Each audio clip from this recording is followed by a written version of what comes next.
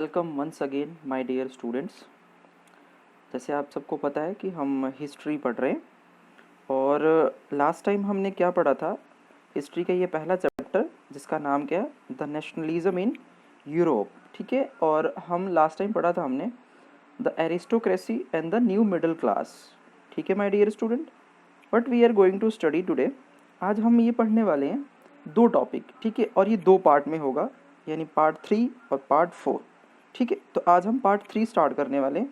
Part 3 में हम पढ़ने वाले हैं what did liberalism liberal nationalism stand for. ठीक है, और जो दूसरा पार्ट होगा यानी पार्ट 4 में हम पढ़ेंगे वो रहेगा उसका नाम अ न्यू कंजर्वेशन आफ्टर 1815। तो ये दो पार्ट में हम क्या करने वाले हैं, इसको पढ़ने वाले। सो ध्यान से देखिए। ओके, लास्ट टाइम क्या पढ़ा था हमने, उसको थोड़ा सा आपको रिमाइंड करवा देता कि एक सीरीज बनी रहे। लास्ट टाइम हमने पढ़ा था कि जो न्यू मिडिल क्लास थे या जो एरिस्टोक्रेसी थी वहाँ पे क्या कर रही थी, राज कर रही थी, और इन दोनों की बदौलत ही बेसिकली जो फ्रांस में क्या है, एक तरीके से न्यू लिबरलिज्म, यानी कि एक तरीके से जो कह लो कि उनको आज़ादी मिली या नया जो कॉन्स्टिट्यूशनल मोनार्की है वो चीज़ें हमें देखने को वहाँ पे मिलती है। ठीक है, अब देखो ये जो नया टर्म हमें यहाँ देखने को मिलता है कि what did liberalism liberal nationalism stand for, इसका क्या मतलब है, ज़रा इसको देखते हैं। ठीक है, तो स्टार्ट करते हैं। तो देखिए ये सीधा सीधा यहाँ से ये बोल रहा है कि देखिए अर्ली 19th सेंचुरी यूरोप के अंदर, ठीक है, आपको देखने को मिले क्लोजली अलाइड आइडियोलॉजी देखने को मिलेगी लिबरलिज्म की। सबसे पहले यहाँ पे बोलता है कि लिबरलिज्म का मतलब क्या होता है। तो देखिए लिबरलिज्म डिराइव होता है एक लेटिन वर्ड जिसका मतलब होता है लीवर। ठीक है, और लीवर का क्या मतलब होता है माय डियर स्टूडेंट, वो होता है फ्री।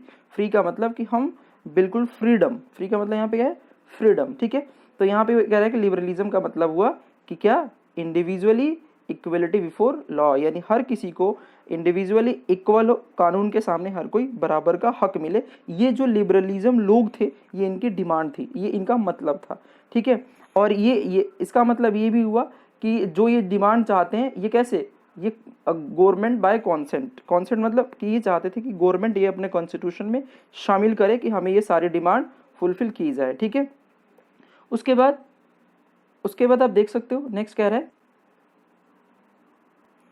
उसके बाद उनका ये भी डिमांड था कि जो कॉन्स्टिट्यूशन हो और उसके अंदर जो रिप्रेजेंटेटिव हो वो पार्लियामेंट के थ्रू सिटीजन द्वारा चूज किए हो।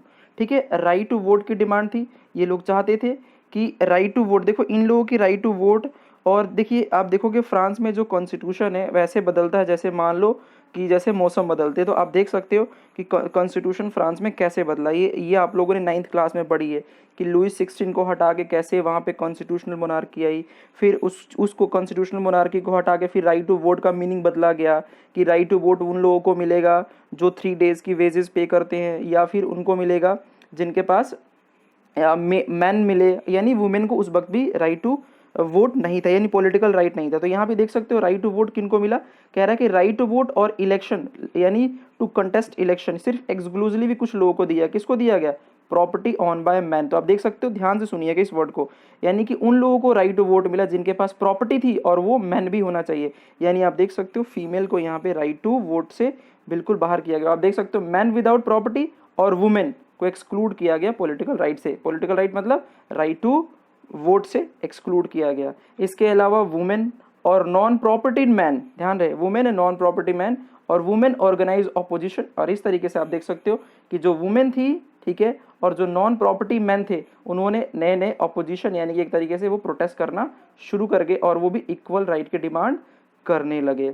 ठीक है, उसके बाद हमें नेक्स्ट देखने को मिलता है कि एवोल्यूशन ऑफ स्टेट, यानी कि वो ये भी चाहते थे कि जो रिस्ट्रिक्शन है, किससे रिस्ट्रिक्शन, जैसे कि हमें एक जगह से दूसरी जगह घूमने पर जो रिस्ट्रिक्शन है वो सारी चीज़ें यहाँ से ख़त्म हो जानी चाहिए। ठीक है, उसके बाद देख लो कि आप देख सकते हो कि 1833 तक फ्रॉम हैम्सबर्ग टू नवनबर्ग जाने के लिए लगभग हमें कितने स्टेट से जा सकते हो, आप समझ सकते हो कि अगर किसी पर्सन को हेम्सबर्ग से दूसरे पार्ट ऑफ द वर्ल्ड में जाना हो तो लगभग उसे 11 कस्टम बैरियर्स देने पड़ते थे। कितने देने पड़ते थे, लगभग 11 कस्टम बैरियर उसको देने पड़ते थे, और जितने भी स्टेट से गुजरते थे उसे लगभग 5% टैक्स देना पड़ता था। तो लोगों की ये भी डिमांड थी कि ये जो 5% टैक्स ले रहे हैं और जो ये रिस्ट्रिक्शन है बैरियर से वो ख़त्म होना चाहिए। ये भी मानते थे जो इकोनॉमिक एक्सचेंज में जो जो कमर्शियली मूवमेंट में प्रॉब्लम आ रही है वो ख़त्म होनी चाहिए, और इकॉनमी जो है यूनिफाइड होनी चाहिए, मतलब एक जैसा होना चाहिए, जैसे आपने नेपोलियन का केस में पढ़ा होगा। तो वो हमें देखने को मिला, यानी कि वो चीज़ चाहते थे। इसके अलावा वो चाहते थे कि यूनियन क्या करे, एबॉलिश कर दे सारे tariff barriers. Okay my dear student, tariff barriers क्या हुआ? टैरिफ मतलब जब भी कोई चीज़ एक कंट्री से इंपोर्ट की जाती है तो उस पर जो टैक्स लगता है उसे टैरिफ बैरियर कहते हैं, यानी कि टैक्स जो लगता है उसे टैरिफ कहते हैं। वो चाहते थे या ख़त्म हो जाए, एबॉलिश हो जाए, या उसे रिड्यूस कर दिया जाए। इसके अलावा जो नंबर ऑफ करेंसी यूज़ होती थी, आपको पता है लगभग 35 के आसपास करेंसी यूज़ होती थी, वो भी आप देख सकते हो कि धीरे धीरे इनके डिमांड को मान लिया गया, और ये लगभग 30 करेंसी से लगभग 2 करेंसी पे लाके छोड़ दिया गया। तो इस पार्ट में हम यहीं पे रखते हैं। नेक्स्ट पार्ट में हम क्या करेंगे आगे। ओके, तो सेकंड इसका जो टॉपिक था हमारा क्या था, वो था आपका new conservation after after okay, तो इसको देखिए, जो न्यू टॉपिक है द न्यू कंजर्वेशन आफ्टर 1815, इसको समझने से पहले कुछ बातें खास ध्यान रखना। देखिए ये क्या हुआ था कि आप देखोगे जो नेपोलियन का टाइम पीरियड है 1804 से लेके 1815 तक, ठीक है, इसमें नेपोलियन ने बड़ी सारी जगह अपनी एक तरीके से रिवोल्ट रिवोल्ट कह रहा हूँ आप लोगों को, हर जगह आप देखोगे तो उसने बड़े सारे वॉर किए हैं, बड़ी सारी जो टेरिटरी है वो अनेक्स की, अपने अंदर टेरिटरी में मिलाया, ठीक है। ये लगभग बड़ी जगह हो रही थी और उसने हर किसी को परास्त किया, आपने देखा होगा नेपोलियन ने। और नेपोलियन की खासियत क्या थी आपने पढ़ा होगा, अब हम नेक्स्ट टाइम पढ़ेंगे उसमें नेपोलियन कोड 1804, तो उसमें डिस्कशन भी हम करेंगे। तो नेपोलियन के बारे में आप लोगों ने 9th में बहुत कुछ पढ़ा है, तो ये थोड़ा सा रिमाइंड करवा देता हूँ मैं।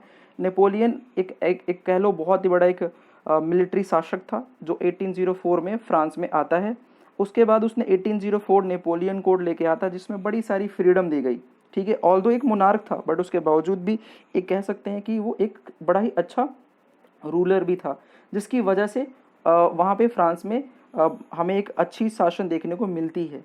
अब फाइनली क्या होता है कि 1815 में कि एक कंजर्वेशन होता है, यानी कि 1815 का टाइम पीरियड में क्या होता है कि वो उसको हरा दिया जाता है। हराते कौन है यहाँ देख सकते हो, ब्रिटेन, रशिया, पर्शिया, ऑस्ट्रिया, ये सारी फोर्सेस आपस में मिलती हैं और उसको क्या कर देती हैं, नेपोलियन को हरा देती हैं। तो आप देख सकते हो after the defeat of Napoleon कब 1815 में यूरोपियन गवर्नमेंट फिर से फॉर्म करती एक कंजर्वेटिज्म, यानी फिर से वो वापिस वाला मोनार्की सिस्टम जो लुइस 16 वाले के टाइम में था उसे वापिस लेके आया जाता है, ठीक है। और जो ज़्यादातर जो उस देखो हर जगह दो टाइप के लोग होते हैं ना, तो जो कंजर्वेटिव लोग थे उन्होंने इस चीज़ को अपोज नहीं किया, और जैसे कि प्री रेवोल्यूशनरी टाइम यानी रेवोल्यूशन से पहले वाली सोसाइटी थी वो वंस अगेन फ्रांस में हमें देखने को वापस मिलती है। तो आप देख सकते हो कि that modernisation could fact strengthen traditional institution like monarchy, और ये जो नई टाइप के जो कंजर्वेटिव आई थी एक तरीके से रूलर यानी कि मोनार्की, वो फिर वैसे ही हो गया जो कि पहले था। आप देख सकते हो इनको कौन लोग सपोर्ट कर रहे थे, एक मॉडर्न आर्मी सेटअप की इन्होंने, एफिशिएंट ब्यूरोक्रेसी, डायनेमिक इकोनॉमी, उसके बाद एवोल्यूशन, फ्यूडलिज्म, सर्फडॉम, ये सारी चीज़ें थी वो वहाँ के मोनार्की को क्या कर रही थी, स्ट्रेंथन कर रही थी, ठीक है।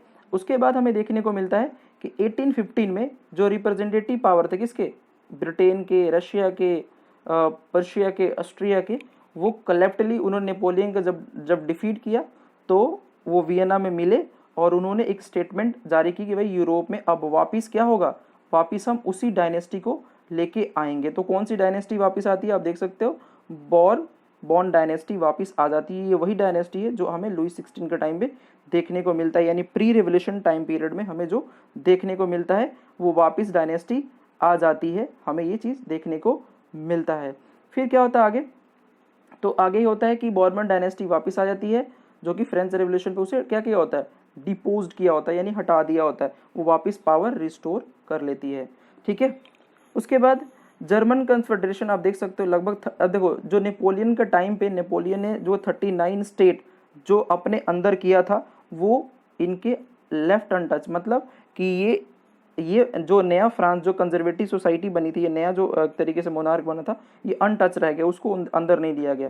इसके अलावा जो ऑटोक्रेटिक ये जो गवर्नमेंट बनी थी ये किसी भी क्रिटिसिज्म को टॉलरेट नहीं करती थी, मतलब जो भी इनके खिलाफ बोलते थे उन्हें वो हर तरीके से कर्व करते थे, यानी उन्हें मारते थे, उनकी लेजिटिमेसी को, यानी कि हर तरीके से उन्हें ख़त्म करने की कोशिश की जाती थी, ठीक है। तो हमें माय डियर स्टूडेंट ये दो टॉपिक आपके यहाँ पे कंप्लीट हुए। कोई भी क्वेश्चन हो आप क्या करोगे, कमेंट में डालोगे नीचे, जो भी इश्यूज होंगे उसको हम देखेंगे कि क्या वहाँ पे इशू है। Okay, thank you, have a nice day.